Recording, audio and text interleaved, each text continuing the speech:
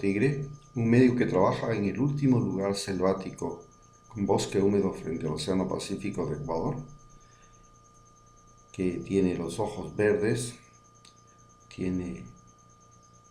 ronca de noche y además tiene otra manera de pensar, por lo que le dicen rayado. Hoy hablaré sobre lo que es el laberinto de Rafael Correa y Eloy Alfaro.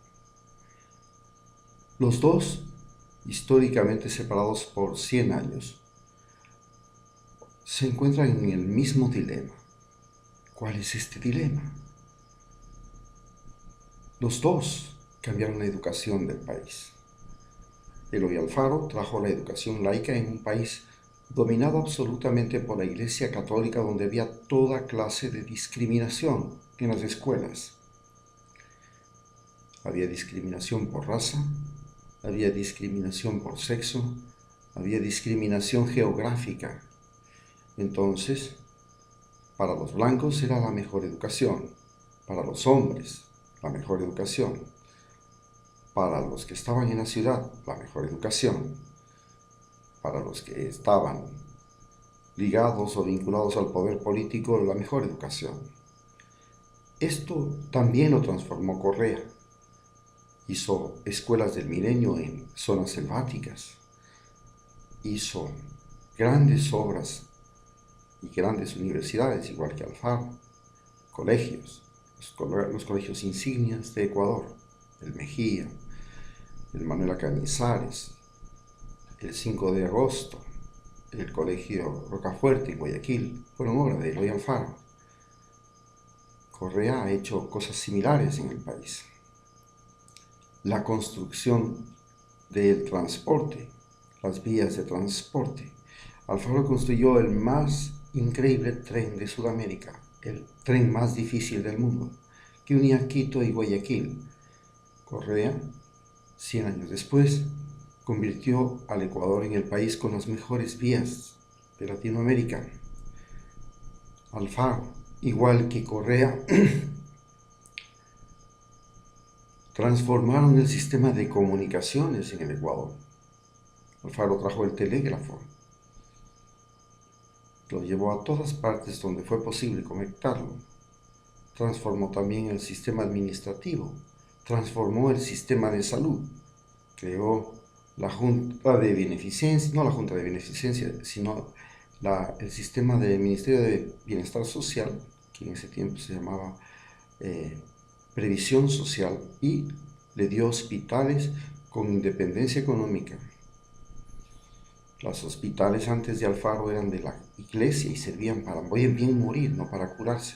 La gente que no se lograba curar en su casa tenía que ir a un hospital que era manejado por monjitas como las monjas de la caridad o por curas, y ahí lo que le ayudaban era a morir con Dios, no a curarse. Los hospitales psiquiátricos eran cosa similar. Aquí, Correa también hizo una revolución de la salud. Logró que los hospitales de Ecuador, en su gran mayoría, los mejores hospitales, no solamente fueran los mejores hospitales de Sudamérica, sino que además tuvieran certificación internacional. Todas estas conquistas, todos estos logros, la construcción de represas, la construcción de puertos y aeropuertos, han cambiado la imagen de Ecuador. Pero igual que Eloy Alfaro, Correa se enfrenta a un hecho que es terrible en los países pobres. ¿Quién lo sucederá? En el caso de Alfaro, colocó como sucesor a uno de los más grandes pícaros que ha tenido este país como presidente, Leonidas Plaza Gutiérrez. Leonidas Plaza Gutiérrez era un campesino, como decían en ese tiempo, pata al suelo, de su lugar natal, Montecristi. Nunca peleó ningún combate, nunca estuvo junto a Alfaro en ninguna lucha, pero era su mandadero, su recadero. Servía para hacer los mandados, estaba al lado de él, y en la medida en que fueron desapareciendo sus mejores generales, este fue ascendiendo y un día terminó, cuando ya Alfaro era gobernante del país, de embajador de Ecuador en Estados Unidos. Ahí incluso tuvo un hijo que después sería presidente, Galo Plaza Lazo. Cuando regresó, fue el candidato que Alfaro colocó en la presidencia. Este hombre ya había pactado en Estados Unidos con Mantilla, el dueño del diario El Comercio, una reacción contra Alfaro. Esta reacción contra Alfaro estaba encabezada por la Iglesia Católica, a la que Alfaro le había quitado la gran propiedad terrateniente, especialmente de la sierra.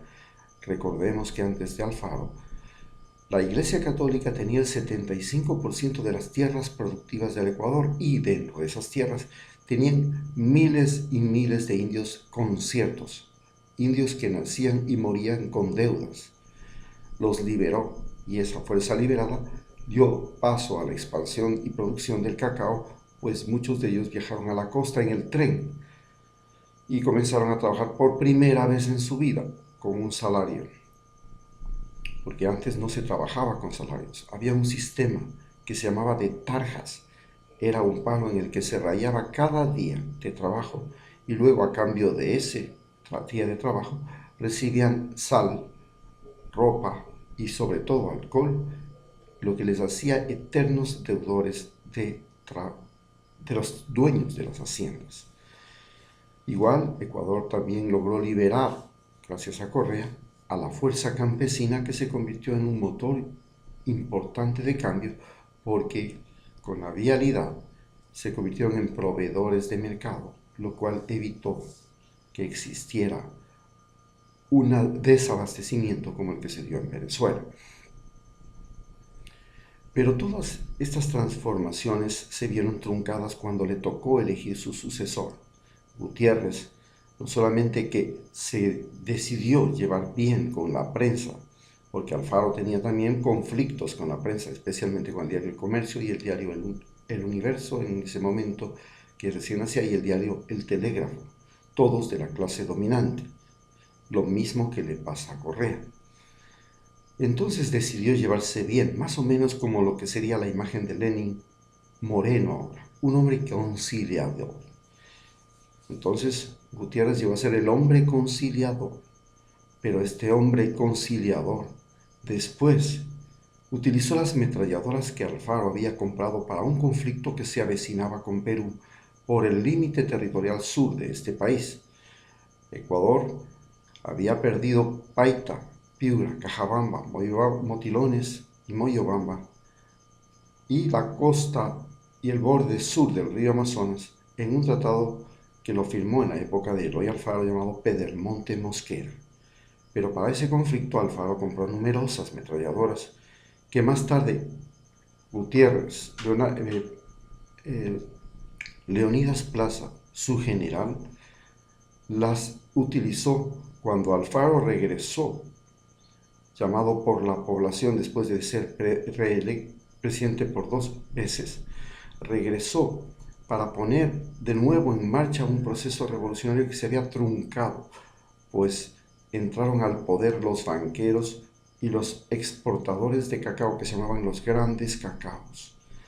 Estos que vivían en París dándose una vida de lujo y explotaban en el Ecuador miserablemente a la población, lograron encaramarse en el poder y echar abajo la revolución liberal, y curiosamente todos se hacían llamar liberales. Igual proceso se vive en Ecuador. Alianza País se enfrenta a un hecho real.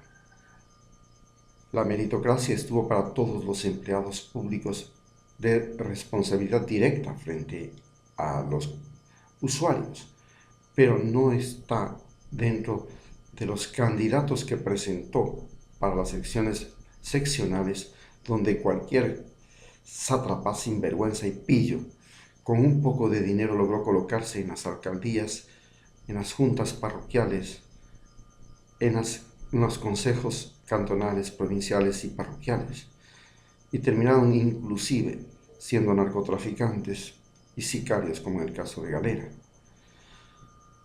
Esta gente, que usando el nombre de Alianza País logró incrustarse en el poder, hoy son la peor compañía que tiene y el peor nombre que tiene que defender Correa.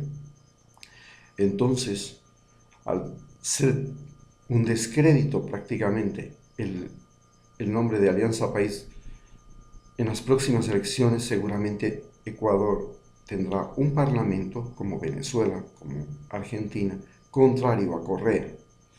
Si Correa no es candidato al parlamento, el parlamento se volverá contra él y vamos a tener gente que va a tratar de derogar todas las leyes, igual que pasó con Alfaro.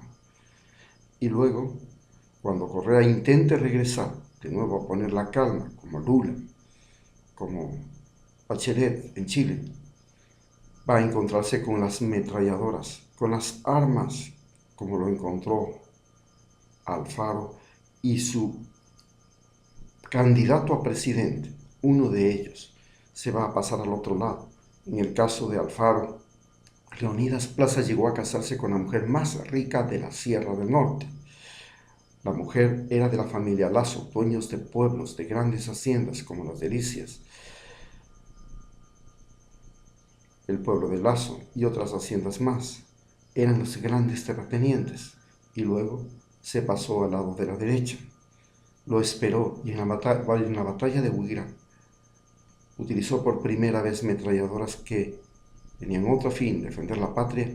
Las utilizó contra Alfaro y terminó matando a 5.000 alfaristas, capturando a Eloy Alfaro, llevándolo a la prisión, dejando la prisión sin protección para que, molidos por la Iglesia Católica de González Suárez, las turbas más alcohólicas de Quito penetraran en la prisión, lincharan a Alfaro, lo mataran y lo arrastraran por la calle para quemarlo vivo, para quemarlo en el Parque de Ejido, en la llamada Hoguera Bárbara. Correa se enfrenta a ese mismo destino. Cuando intente volver, le esperarán todas las armas que compró para defender Ecuador frente a la agresión que hizo Colombia. Se topará con toda la gente que él formó, inclusive dentro y fuera de las universidades, en universidades extranjeras, que no conocieron los 10 años de tragedia y los de transformaciones, sino que vinieron a plato servido, y que no conocieron los 20 años antes de su gobierno, donde Abdalá Bucaram, Yamil Mawad y todos esos presidentes, 10 presidentes en 10 años, llevaron este país a la debacle. No reconocerán todo eso y se perderá.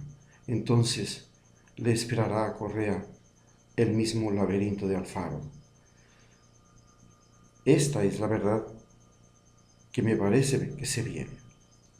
Es muy difícil conseguir otro líder en América del Sur que llegue a hacerle siquiera una imitación a Rafael Correa, un hombre que cuando va fuera del país no es invitado a ceremonias, a bailes, fiestas y condecoraciones, sino que va a exponer en universidades donde se concentra lo más sabio de cada país, a debatir ideas, a luchar por principios. Pero esperemos que todo esto no sea un mal presagio solamente. Esperemos que el Ecuador logre que los que sucedan a Correa sean gente tan capaz como él.